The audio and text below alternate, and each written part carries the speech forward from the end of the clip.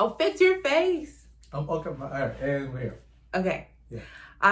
So, can we start over? Yeah. Okay. We'll just cut all this. Just Okay. when you're ready, you just activate. What I just Just activate when you're ready.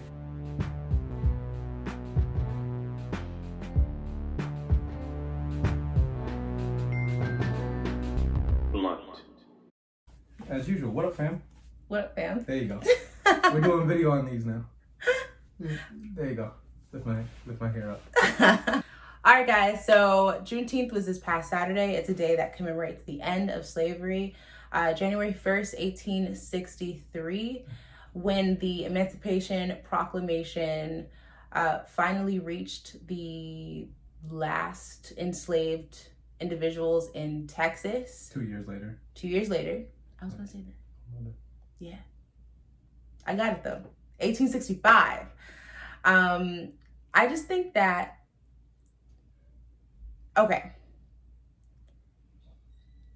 it's complicated and it's messy because although we recognize Juneteenth as the day that the enslaved individuals were made free, that wasn't the case for a multitude of reasons. Number one, slaves have been freeing themselves way before, right? Honestly, we have ancestors who have jumped off of slave ships. We had ancestors who decided that they would rather be dead than be in chains. We had folks who started, for example, the most famous one, Harriet Tubman, starting the Underground Railroad. So they've been about that life. I think number two, when I think about that, we have this white savior who comes along, former President Abraham Lincoln, who decides that also he owned slaves. Yes. Deciding that he was going to make slaves free. By the way, so he could win that election. Also, and just use black folks Yeah. to win his war. Yeah, exactly. Yeah, that was what that was for. Okay, so you have Abraham Lincoln, who owned slaves, who decided to free slaves for his own political agenda. Still profiting on black people. Right. But also know that there were a lot of states who had not yet seceded. Mm-hmm. So the United States, the 50 states, that what it looks like now is not what it looked like in the 1800s. Mm-hmm. So you had states like, I think it was Delaware, Arkansas, and a couple others who still owned slaves. So there were so many slaves who were still enslaved until the the 13th Amendment came along and officially freed slaves. Which then again, only if they're not in prison. It's complicated. Also, okay, yes, that's another thing. But also it's the fact that we still have accounts from folks who were enslaved as recently as 1963. Yeah. So that sounds kind of crazy to think about, but folks who were younger than our grandparents were still slaves. Mm-hmm. Isn't that crazy? And then, yes, the prison system is just slavery all over again. The rebel flag, don't call it the rebel flag, call it the Confederate flag. Stop trying to make it not the Confederate flag or whatever you think you're doing when you claim that it's not racist. And the flag was delivered as like the flag for the Confederacy under the specific notion that this country, America, was the destiny of the white man, and that the idea that a white man wouldn't be superior to a black person was something that the South had to fight against because it was un-American in their idea.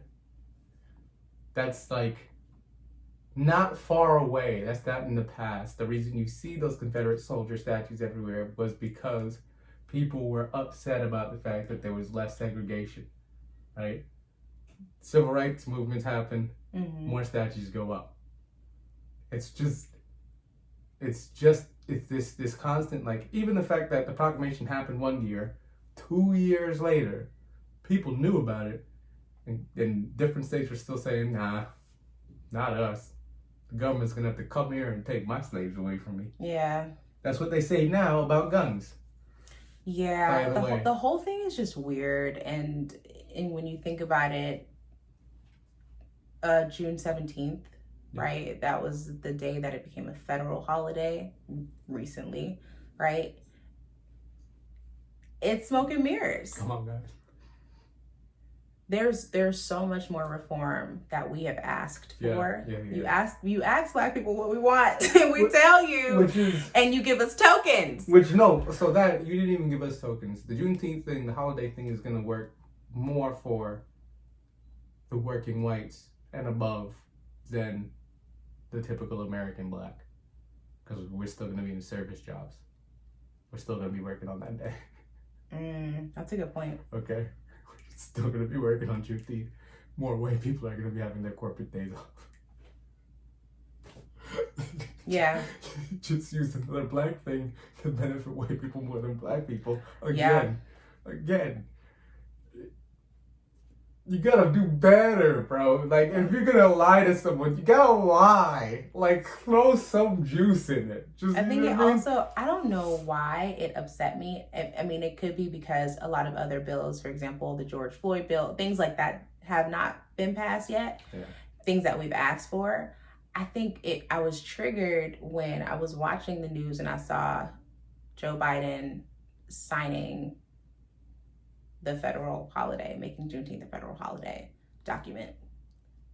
I don't know. Like, it was just like a rewriting of history. I was like, this doesn't feel right. Joe Biden of all people. It was really weird. I don't know how else to describe it. As just like, I saw it, and then I was just like, I just kept doing what I was doing. Yeah, of course, because it's numbing. Yeah. Yeah. It was just another lash. At a certain point, you can't even feel it. It was weird.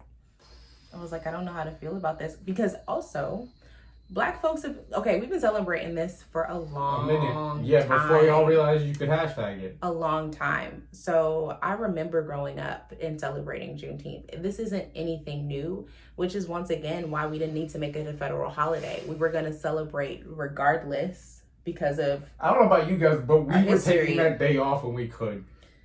Yeah, I was performing for Juneteenth. Like, we've been done this. Yeah. Okay, Black folks have been celebrating our ancestors and the roads that they've paved for us. So yeah, this isn't new. It was weird watching him sign a document to make something official. It's official That we've been doing. Now I say it's official, and I get to judge. And he got celebrated for that. That's the craziest shit. It's just I don't know how to explain it. It's weird. Yo, It's weird, bro. I'm gonna be real straightforward with you on this one. White people are not getting praised for shit. In the next coming, I'm telling you, you're not getting praised for shit. I will admit that you have more information than I do in any field that you have more information than I do, period, right? I'll say that you know your whatever about whatever that you know your shit about, but you're not gonna get praised for not being racist. Not being racist is correct. Right.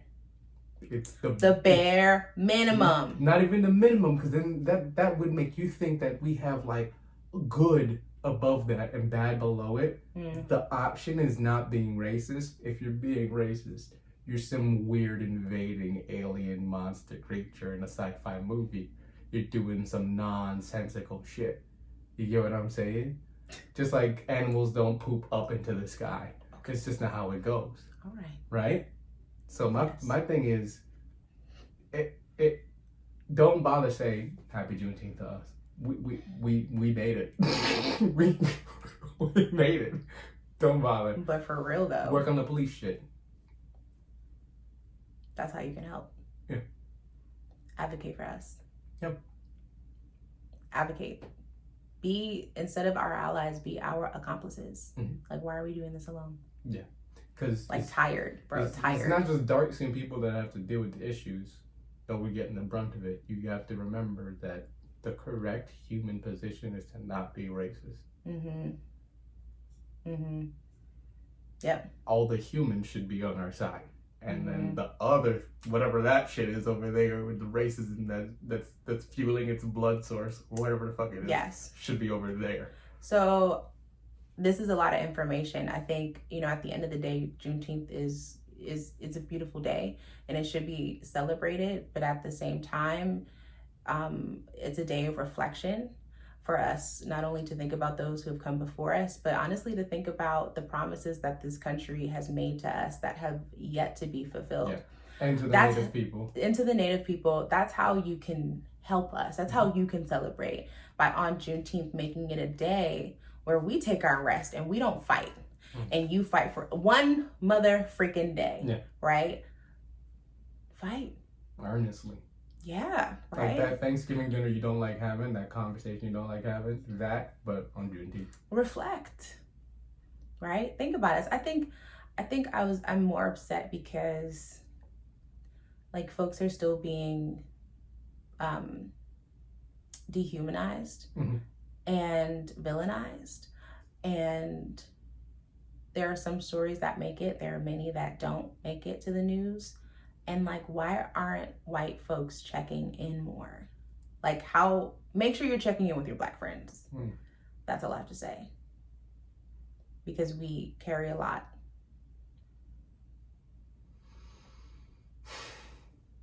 And you don't realize how much you ask. Hey What's guys, going on? It's been a minute. It's been a minute. What is going on? We're both developing a lot of things, so we talk about that regularly. I'm an entrepreneur now, I suppose, right? That's the state of mode when you're making a business, when you're making things happen in the business world. For sure. I'm an entrepreneur. What about yourself? Many have called me a jack of all trades. Okay. It's true though, because I occupy so many different spaces. I am a music teacher. I also teach music outside of a company, so I am a business owner. Nice. I am a personal trainer. I am a musician. How did I forget that? I'm a musician. So yeah, I do a lot of stuff. I do creative things like photography and videography. Okay. It's a lot. I was gonna I put down as one of the topics, and then I deleted before, like creativity something. Then I ended up with engaging isn't easy. And as creative folks in any endeavor, I would feel like this would be true for any creative endeavor, even if you're doing something really tangible and physical like woodwork or something like that. Just deciding that you're gonna put yourself in the position to make that happen is draining. It is. Yeah, just the decision to go, I am gonna do it is a bit of a drain. But imagine how draining it is when that's your part-time gig and your main gig is exuding a lot of energy because you're constantly around people. Yes, exactly, yeah. And but not just around them, giving to them. Yeah, so we're both personal trainers, so we understand how it is to have the, hey, how are you? How you doing?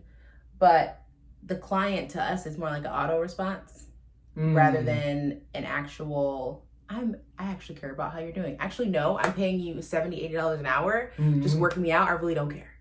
Yeah. So I feel drained, man. And then also I work with kids, so it's a lot. Well, we can talk about the nuances too when you ask people to train you on things, guys, just so you know. One person is one person, right? Tony, me, we're a person each. Yeah. If Tony, on my behalf, tries to talk to someone else about me getting training, and then Tony is trying to talk to the trainer about all the things I'm going to do for training, and then Tony's trying to have the last say on what I'm going to do for training with the trainer. Oh, Virgo. It's kind of like more than one person is involved in the training, and I think you should pay us more money for stuff like that. You see what I'm saying? There you go. So, you guys gotta, and this isn't for, any parent to just feel bad about the topic, but, you gotta understand that we're training your kid. You know what I mean? You have experience in that? Yeah. Really? I had a dad straight up tell me, I want him to learn how to do that machine, and that. I want him to learn how to do that. I want him to be able to do this. And I said, if that works with what we're doing, yeah. Right. Don't put that expectation on me. Yeah, no, I'm straight. Not even like don't put that expectation. Like if or your child, I should say. If we get around to what you're talking about, yeah. Mm-hmm. But I have trained children before. Yeah. But I was talking about music. With what? Working with kids. That's why it's training. I work with kids in that field. Music lessons. I have been the kid that an adult is working with, but I have not trained a child in music. In the music? In a singular music, I have not trained a child. It's a lot, especially when you're working with a large range of kids. My youngest is 7. My oldest is in late 40s. So it's a lot. Yeah. It's a lot. You're giving a lot of energy. And sometimes my light switch isn't like fully flicked. Yeah. Sometimes it's like halfway. And then if a kid is like, it can go both ways. A kid can be so over the top energetic that I have to flip the light switch on. Or a kid could be coming in like, hey, Tony. And then like I have to flip the light switch on because I need them to like feed off of my energy, right? In order for them to like be present in the moment with me. Yeah, you're right. Those nuances. Well, so what's cool about that still is all of these jobs are guidance counselor. All of these jobs are guidance counselor. Guidance counselor where I make you better at being able to emit music out of your body. Guidance counselor where I get you to be able to move through ranges of motion better with your body.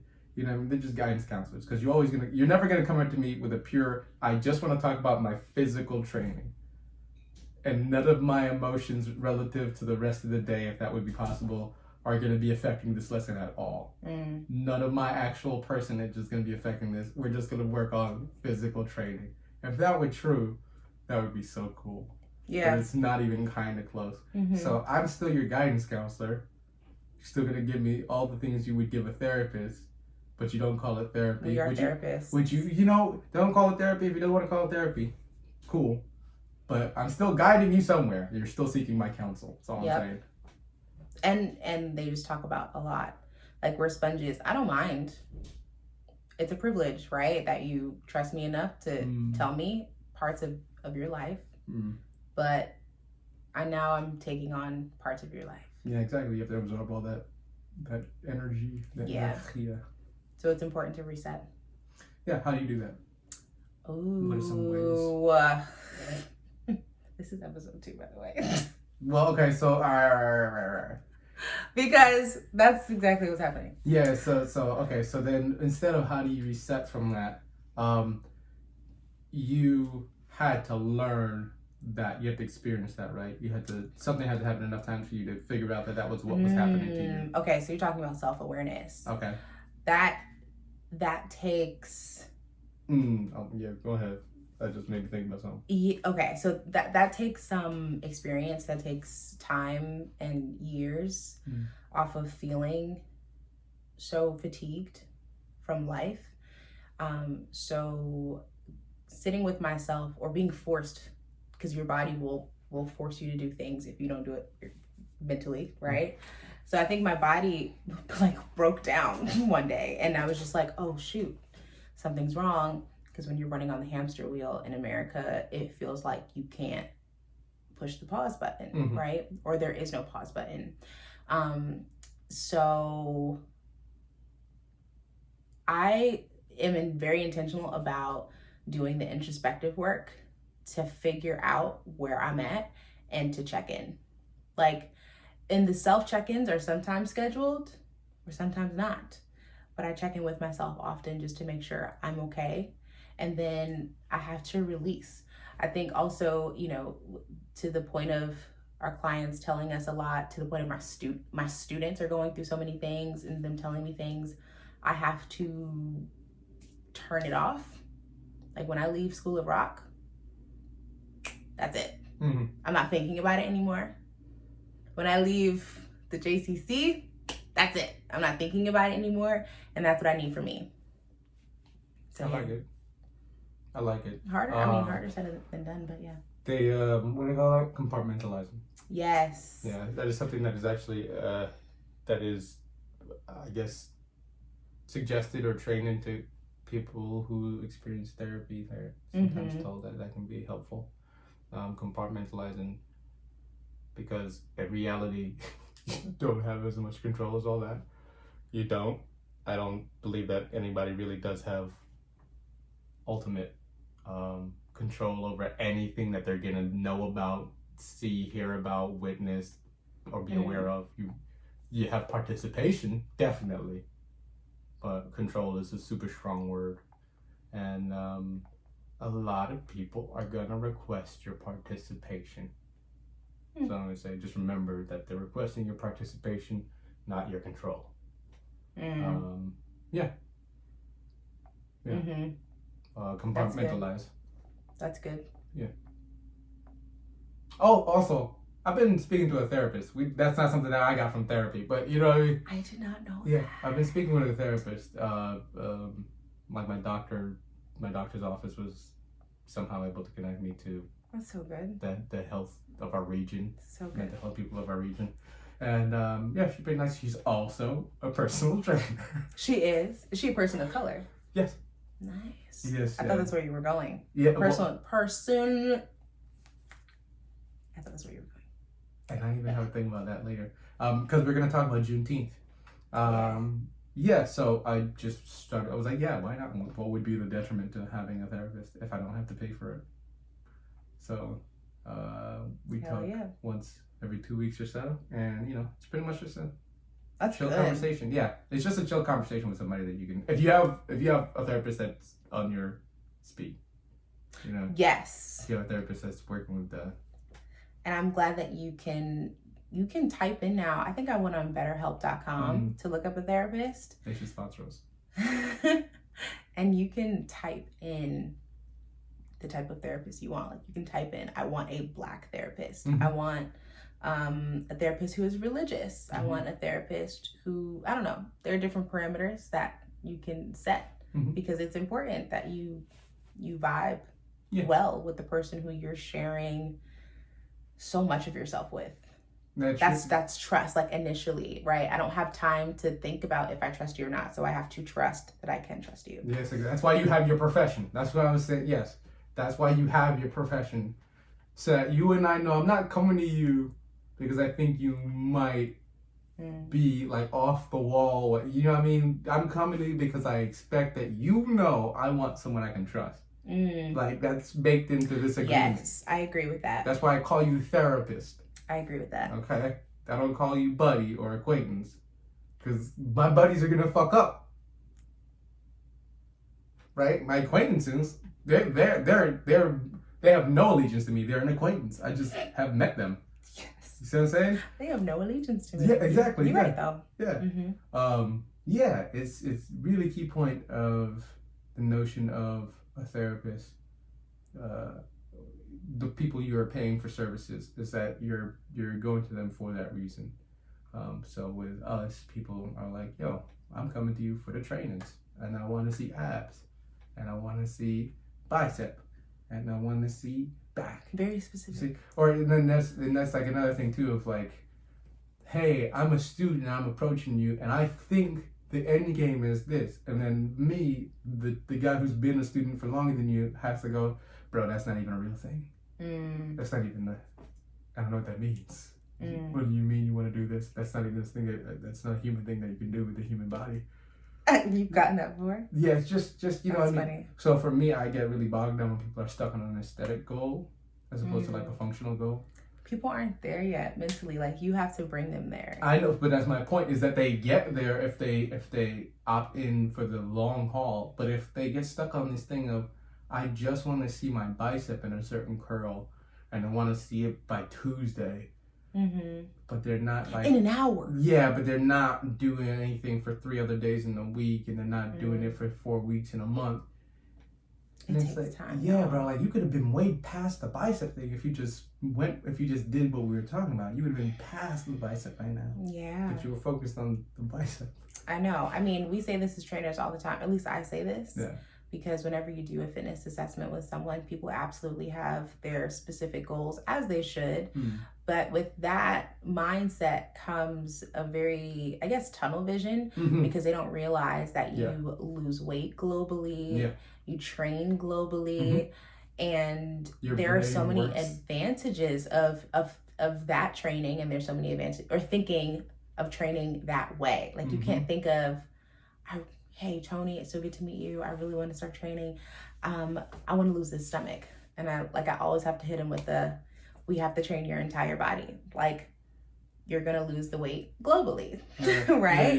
You know what I mean? And it'll look really good. Yeah. It'll look really good too if you do it the proper way. It's also the thing too. It'll be noticeable. Like you can tell Tony and I could get into a big business. So it's just, it's good to know that the ideal that you want, I understand. The way you're trying to approach it, the way you're discussing it is useless to both of us. It's genuinely, it's like, it's great actually in the past tense when you go, I used to think, then it's actually useful as shit. But right now it has no place for either of us. Yeah, I mean, honestly, the first couple sessions, mini sessions, I have to see if you can move, bro. Right? So it's all functional fitness. Yeah. That can be like the liabilities. No. I don't know, maybe you're a throw upper, or if like this was a terrible day for you and you never throw up and somehow you threw up because we activated some sort of vasovagal thing that you have in your, like, I don't know. So we can't just have you do like strongman training off the bat. It doesn't work that way. Oh, for real. What I do love, and do you ever do this to people? Because sometimes you have to humble folks.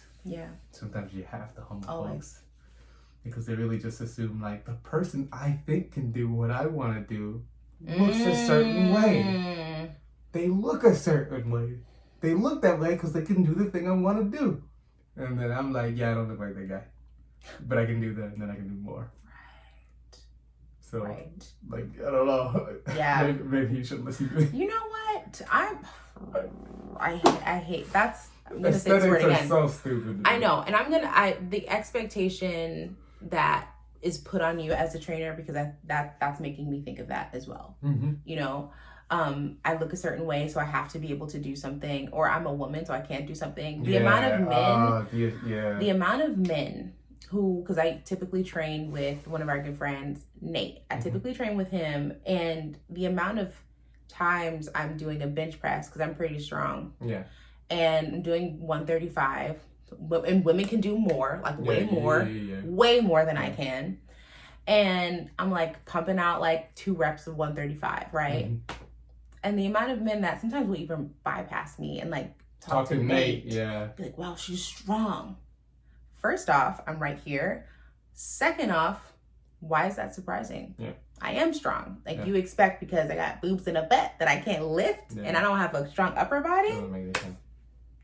All right. That's a point to make, is like, you don't understand how explicitly you display your biases and your thoughts when you speak. It's so right there. It's like there. It's like a little box of biases that you're trying to hand somebody when you speak. A guy came in, his body ruined because he didn't know how to move his human body for the 90 years that he's lived. His wife's body, also terrible. They're just decrepit bodies. Yes, exactly. It sounds aggressive. I'm talking about bone structures were out of place. Their bodies were not formed properly anymore because they didn't know how to move throughout their lifetime. Not that they suffered huge injuries and then blah, blah, blah, blah, blah. Just got old and they weren't very active. This gentleman somehow believed that because he was older and because I was young and black and I had dreads, that there is something about the situation that would make him think that I was going to speak that street talk. How do you know he thought this? Because while I was educating him and making him smarter about why he was fucking ruined, the man said to me, you know, what'd he say? You're a real good kid. You don't, first of all, you don't speak with that street talk. Why did we expect I would? I'm a Why professional in a building that you're seeking the assistance of. And bitch, what if I'm from the street? And what if I talk straight, nigga? What the fuck is the point? Street talk? I'm not allowed. If I'm still smarter than you. If I'm from the street and I talk, I'm still smarter than you. I'm still smarter than you. The point is, I'm educating you right now. Can't even fathom it, bro. You thought, like, you hear what he's saying? Is like, wow, I came into a building and I asked a professional for help. And I'm surprised that the professional is professional. Yeah. He was shocked. What about the situation made you think? Yeah. So, yeah, guys, I'm just saying, like, remember when you're asking me, a trainer, for something, or you, like, and this is a good one, don't ask me a question and expect one answer, because you don't know the fucking answer. That's why you're asking me, because I know better than you on this one particular topic, right? Mm-hmm. So if you're asking me about, hey, should I be saying Happy Juneteenth to Black people? Hey, Taj, I want to lose the fat right here in my stomach. Should I just always run on the treadmill? Like, don't ask me, say yes, please. Don't ask me that question, because I'm not going to say yes to you. And then you're going to get mad at me like I fucked up something. But I'm just giving you factual responses. If they don't like it, though, then I know. They're going to say you're wrong. And here's the cool part about that is you walked over to me. Yeah. I didn't check in with you and say, hey, did you want to know this? Yeah. That's not how the conversation went. Absolutely. It's not. Your opinion or your point of view, your facts don't matter to them if it's not what they want to hear. Yeah, exactly. And bro, they always wanted to hear. That's the weird part. Yeah. I can go through a 24-hour period where I don't want to hear, and I'll still end up getting it. It'll just seep into the walls through the news and shit, right? You want to hear what we have to say. Dude. It depends on the individual. So I'm thinking about the times where I've been engaged with specifically older white men. And they ask you something, but they'll cut you off mid-sentence because they really don't care. So it depends. But here's the thing, they had a script, right, in their head. And they wanted to hear you speak a script. They wanted to hear it from you. They want something from you. Like you're saying, we give to our clients because that's our job, right? Yeah. They want you to do a job for them. They want you to perform a job for them. I know. Yeah. Right? And it's like, bro, that's so weird.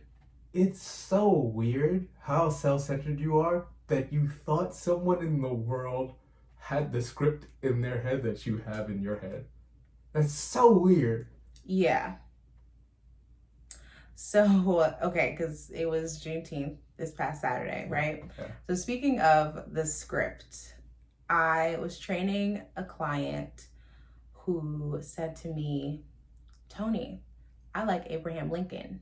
And I'm sure said client expected me to say, oh yeah, he was a great president in history. Tony's response, he owned slaves. So no, I don't like him. Yeah. Also, wait. What was happening? Wait, what was happening before? What was happening? Before, hey, Tony, like, someone just walked up to you with your black ass body, and they were just like, I like Abraham Lincoln. We chat about so many things, so many random things that it was just a random topic. I think we were talking about maybe President Biden or whatever, and I think he was like, oh yeah, I like Abraham Lincoln. I have those clients, yeah. And I was like, I don't. He owned slaves. Yeah, I rock with that. Actually, you clients are still stay around. You because honestly, at least you're not I'm stuck in the subtextual world and I can never confront my racism type of people. At least Because at least I can bark at you in a conversation, and you understand that as a conversation, and you don't. Oh, do the that. conversation was over after that. Yeah, exactly. Because there are some people who just go to this place of like, a black person ever standing their ground or raising their voice or anything like that. It's just too much. I can't. It's just too. It's just too. And it's literally a black person being empathetic to people dying. You know what I mean? That's what I mean. It's so weird. Yeah. That you came over here, thought we were going to do Abraham Lincoln was one of the good ones. Could you imagine? I don't know. This is such a really random thought, and we may have to cut it out. Okay. But could you imagine if people, I know this argument has been said before, if people cared as much about Black people as they do animals, right? So we've heard that before, but I don't know why this thought came into my head. We'll talk about the strain of the day, because that's probably why. What if animals were being arrested? We would go, that's ridiculous. Right? That's weird. Wait, you're saying a dog chewed up a flower from a bus stop and then we arrested him? Why? That's and silly. And there was like a pound of people's because we belong to families. So hey, he peed at the wrong pole. I'm gonna have to take him in. Yeah. And like, that's a crime. But that other dog peed on the pole. Don't worry about what the other dog. Don't worry about the white dog. Yo. Yeah, that's such a weird thought, right? But I agree with you. It's so blatant too. It's just like we would understand why it doesn't make sense in so many other contexts. Yep. All right. So even to what you said, and I've said this to you before. I've said this to a bunch of people before. When we say people of color, to me that seems so backwards in language and how language is supposed to be a display of how we conceive of our environment, right? Because a lion is, think of a lion, male or female, you're probably thinking like a yellowish coat, right? Black Panthers are just big cats, lions, tigers, leopards that are black. They just have black pigmentation in their skin. I forget the name of the thing that causes that. But you can have a black lion, right? If you're looking at a black lion, you're thinking about a black lion. Typically, a lion is yellow in their fur, right? Homo sapiens are black. Homo sapiens are our skin tone, typically. And then there are genetic variances away from that skin tone towards lighter skin tones. There are people, and then people without color. Just in describing how the genes work, Homo sapien as a base model is dark skinned. And then if you're not dark skinned, you have a mutation away or you lack a gene combo. What if we called white people without color? That's what people do. That's what people do now. Yeah. Yo, if you want anything, if you want to see the language culture moving day to day, go on TikTok. I'm telling you right now. I couldn't do it. He's on it. Go on TikTok. You can check us on TikTok too. You can check us on a lot of things. What do you got? What do we have? This is gonna be a soft plug before we actually do ads. TikTok. What do you got? You got Life projects. I have My Life Matters. The My Life Matters project. And just Tony D. Campbell at the Instagram. We're gonna do an ad where we plug everything anyway, and I have a link tree for my thing. You got a link tree? Yeah, we have a link tree. Okay, so we're gonna have both of those link trees there. Yeah, it's. I think there's hope. Just based on the fact that there are the obvious, I don't want to get educated, I don't want to listen to anybody teach me, I want to assume that the script I have in my head is the right script. Those people definitely do clearly exist.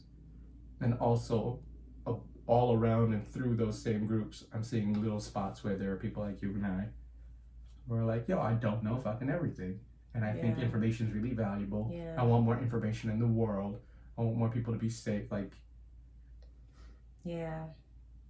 That's also true. All right, guys. Thank you so much for joining us for episode 1, season 2. Yes, of the podcast Blunt. And on that note, we actually smoked today some blue cake. Which is a bit of a sativa, but in your opinion, it's not making you feel too drowsy? It's not making me feel drowsy. Because it's a hybrid. I typically do. Yeah. So yeah, she took a singer, just hit it. She was like, yeah. So yeah, thank you guys for listening. We'll link all of our different stuff. Check us out everywhere. Remember, puff, pass, education, peace, and love. Hey guys, remember to follow, like, subscribe, and review on iTunes if you're really cool.